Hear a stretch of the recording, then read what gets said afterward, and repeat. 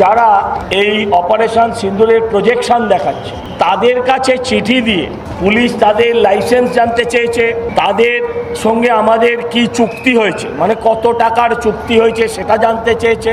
Police তাদের GST details চেয়েছে, police তাদের জিএসটি ডিটেলস চেয়েছে। আমি জানি না এগুলো পুলিশের এখতিয়ারে আছে কিনা। আর আমরা সমস্ত কাগজ জমা দিয়েছিলাম বলেই পুলিশ আমাদের ফাইনাল পারমিশন দিয়েছে। আমরা সরকারের সমস্ত আইন, কোর্টের সমস্ত নির্দেশ আমরা চিরকাল মানি।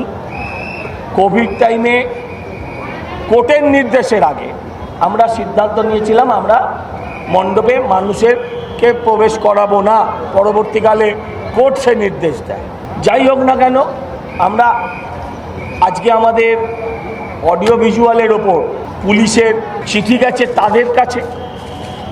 তারা পুলিশ আমাকে ব্যক্তিগতভাবে ওভার টেলিফোন জানিয়েছেন চালানো যাবে না। এরকম চলতে থাকলে আমাদের পক্ষে পুলিশের সাথে লড়াই করে আন্দোলন করা, পুলিশের সাথে মারপিট করে ঝগড়া করে প্রতিনিয়ত প্যান্ডেল বন্ধ করে আবার চালিয়ে পুজো করা সম্ভব নয়। আপনারা আমাদের চিঠি দিয়ে দিন, আমরা বন্ধ করে দেব।